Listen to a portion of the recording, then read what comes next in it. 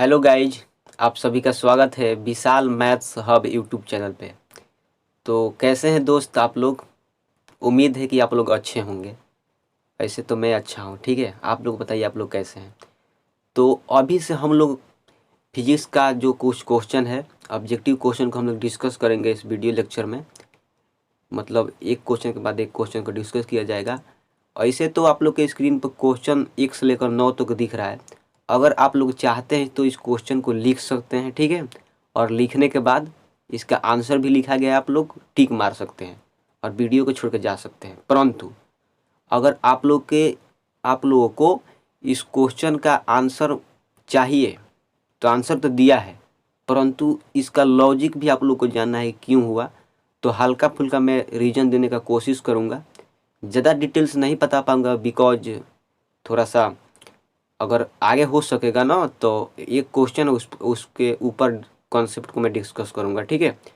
तो इस वीडियो में मेरा कोशिश यही रहेगा कि मैं क्वेश्चन बताऊं और ऑप्शन पढ़ूं और उसके बारे में बताऊं कि क्यों हुआ आंसर, ठीक है। तो इसी मतलब बात के साथ हम लोग वीडियो की शुरुआत करते हैं। और एक ज़रूरी बात कि अगर आप लोग को वीडियो अच्छा लगता है तो वीडियो का आप लोग लाइक ज़रूर करें। अगर हो सके तो अपना कमेंट बॉक्स में अपना राय ज़रूर दें। टिप्पणी करके बताएं कि आप लोग को वीडियो कैसा लगा, आप लोग के दिल तक और दिमाग तक मेरा बात गया कि नहीं, ठीक है। इसके साथ साथ अगर हो सके तो अपने दोस्त, यार, हित साथी और अपने दुश्मन के साथ भी वीडियो को शेयर ज़रूर करें, क्योंकि आपके साथ साथ आपके दोस्त और दुश्मन का भी भला हो सके। तो चलिए इसी बात के साथ क्वेश्चन नंबर 1 की ओर चलते हैं और पढ़ते हैं और समझते हैं क्यों इसका आंसर हुआ और किस लिए हुआ। तो चलिए लो, मैं विशाल कुमार वीडियो लेक्चर की शुरुआत करता हूँ। तो देखिए क्वेश्चन नंबर 1 क्या बोल रहा है। लिखा गया है कि क्वेश्चन नंबर 1, प्रकाश की किरण गमन करती है। तो देखिए दोस्त, प्रकाश की किरण गमन करती है, 4 ऑप्शन दिया गया है। पहला ऑप्शन है सीधी रेखा में, दूसरा ऑप्शन है टेढ़ी रेखा में, तीसरा ऑप्शन है किसी भी दिशा में और चौथा ऑप्शन है इनमें से कोई नहीं। तो दोस्त क्वेश्चन इंपॉर्टेंट है और 4 ऑप्शन दिया गया है। तो प्रकाश का एक गुण होता है कि प्रकाश जो होता है ना हमेशा सीधी रेखा में गमन करती है। कहने का मतलब है प्रकाश हमेशा सीधी रेखा में अपनी दूरी जो है तय करती है। इसीलिए क्वेश्चन नंबर 1 का आंसर हो जाएगा ऑप्शन नंबर ए, सीधी रेखा में। इसीलिए क्वेश्चन का आंसर होगा ऑप्शन नंबर ए, आओ कभी हवेली पे तुमको हम घुमाएंगे। ठीक है, आशा करता हूँ कि मेरा द्वारा दिया गया लॉजिक आप लोग को समझ में आया होगा। तो चलिए इसी लॉजिक के साथ चलते हैं क्वेश्चन नंबर 2 की ओर और उसको समझते हैं। देखिए दोस्त क्या बोल रहा है, प्रकाश का वेग न्यूनतम होता है। देखिए दोस्त, प्रकाश का वेग न्यूनतम पूछा गया है। तो 4 ऑप्शन है। पहला ऑप्शन है निर्वात में, दूसरा ऑप्शन है जल में, तीसरा ऑप्शन है वायु में और चौथा ऑप्शन है कांच में। तो कहना हम ये चाहते हैं कि प्रकाश का सबसे अधिक चाल जो होता है निर्वात में होता है 3 लाख किलोमीटर प्रति घंटा होता है, ठीक है। तो सबसे अधिकतम होता है वो। तो अधिकतम तो नहीं पूछा गया है, अधिकतम पूछा जाता है, इसलिए अगर पूछा जाता है अधिकतम तो उस केस में इस क्वेश्चन का आंसर होता है ऑप्शन नंबर ए, आओ कभी हवेली पे। परंतु क्वेश्चन पूछा गया प्रकाश का वेग न्यूनतम होता है, तो सबसे ज़्यादा होता है निर्वात में और सबसे कम होता है कांच में। इसीलिए क्वेश्चन नंबर 2 का आंसर हो जाएगा option number D, D for दिल मांगे मोर। दिल्ली है दिल वालों की। और इसके साथ एक और क्वेश्चन पूछ लिया जाता है कि प्रकाश का वेग सबसे अधिकतम होता है निर्वात में, सबसे न्यूनतम होता है कांच में। लेकिन एक बिचवा होता है, वो क्या होता है आप लोग बताइएगा कि प्रकाश का न्यूनतम और अधिकतम के बीच एक प्रकाश का जो चाल होता है वो कितना होता है। वो होता है 2 लाख किलोमीटर प्रति घंटा, परंतु वो किस में होता है आप लोग को बतलाना है। आप लोग कमेंट करके बता सकते हैं और आप लोग का दिल करेगा तो। आशा करता हूँ कि आप लोग बताएंगे, और नहीं बताएंगे तो मैं अगले वीडियो लेक्चर में उसका डिटेल एनालिसिस कर दूंगा, ठीक है। तो ये आप लोग के लिए क्या है, एक की पॉइंट है, आप लोग को बतलाना है। एक आप लोग से मतलब क्वेश्चन देख जा रहे हैं तो आप लोग बताइएगा जरूर। तो चलिए इसी के साथ चलते हैं क्वेश्चन नंबर 3 की ओर और समझते हैं। देखिए क्वेश्चन नंबर 3 क्या बोल रहा है, मोटर गाड़ी के चालक के सामने लगा रहता है। तो देखिए दोस्त, मोटर गाड़ी के चालक के सामने लगा रहता है, 4 ऑप्शन दिया गया है। पहला ऑप्शन है समतल दर्पण, दूसरा ऑप्शन है उत्तल दर्पण, तीसरा ऑप्शन है अवतल दर्पण और चौथा ऑप्शन है उत्तल लेंस। दोस्त यहाँ पे उत्तल और अवतल में कंफ्यूज नहीं होना है। इसमें दर्पण के साथ साथ लेंस भी दिया गया है। तो इसी तरह का क्वेश्चन दे के आप लोग एग्जाम में कंफ्यूज किया जाता है कि उत्तल लेंस होगा कि उत्तल दर्पण होगा। देखिए, तो आप लोग इसी क्वेश्चन में आप लोग कंफ्यूज हो जाते हैं कि भाई दर्पण मारे कि लेंस मारे, ठीक है ना। तो कहने का मतलब है कि ये सब जो क्वेश्चन है थोड़ा सा इसमें ट्रिकी क्वेश्चन है, आप लोग ध्यान से इस सब क्वेश्चन को याद करेंगे, ठीक है। तो ऐसे तो इस क्वेश्चन का आंसर होगा ऑप्शन नंबर बी, उत्तल दर्पण, बी फॉर बाहुबली, ठीक है। तो मोटर गाड़ी के चालक के सामने कौन सा दर्पण लगा रहता है? उत्तल दर्पण।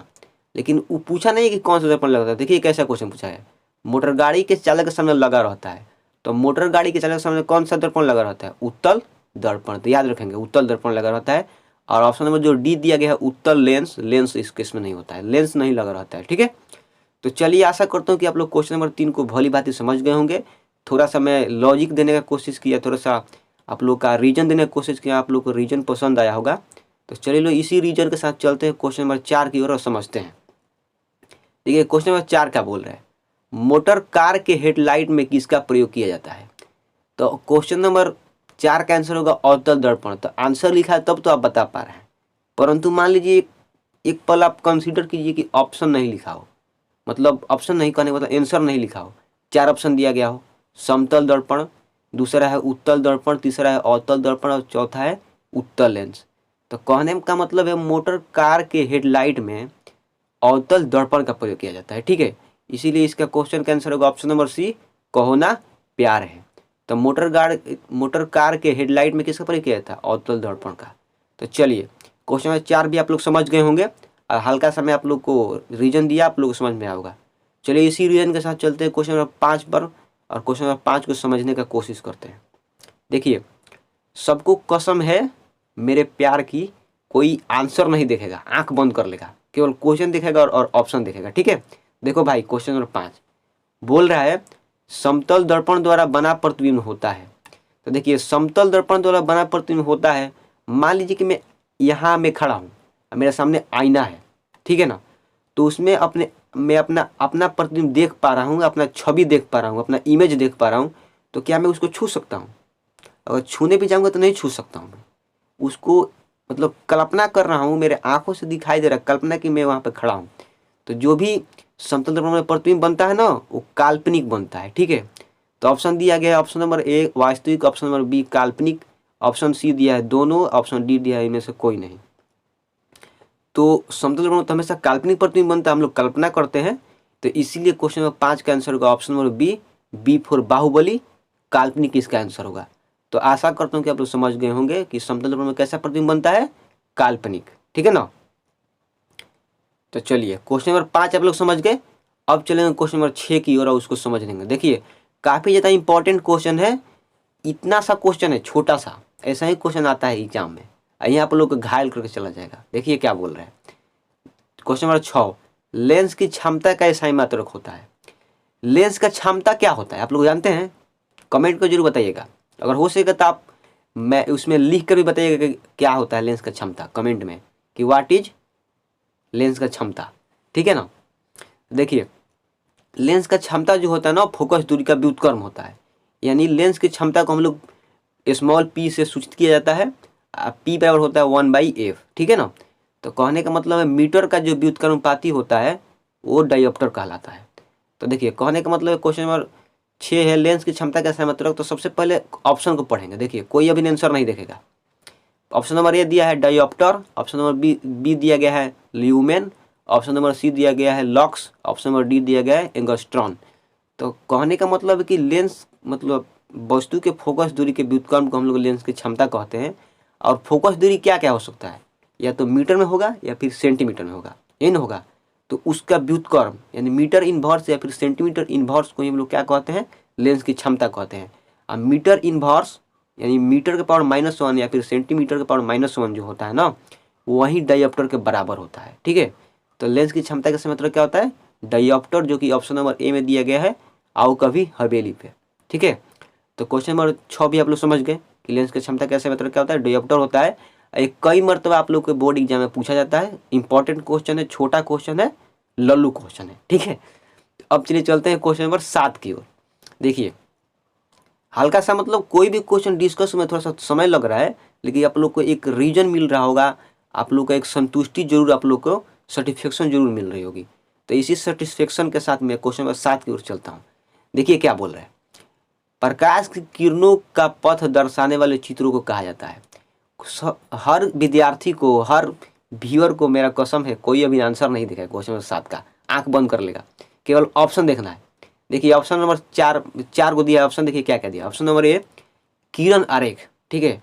Option number B focus, option number C किरण पुंज, और ऑप्शन नंबर डी इनमें से सभी। तो देखिए सबसे पहला बात की, अगर मान लीजिए किसी बच्चा को आंसर नहीं याद हो, ठीक है ना, तो क्या करेगा, इनमें से सभी तो हो नहीं सकता, इसको काट देंगे।